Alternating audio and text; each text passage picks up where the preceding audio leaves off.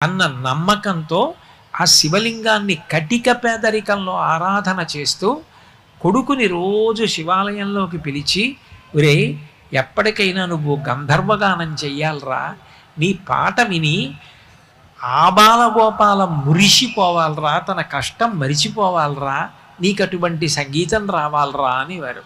అది గట్టిగా అప్పటికే 15 ఇళ్ళు ఉన్నటువంటి అగ్రహారం. అంత చిన్న అగ్రహారం కృష్ణా తీరంలో.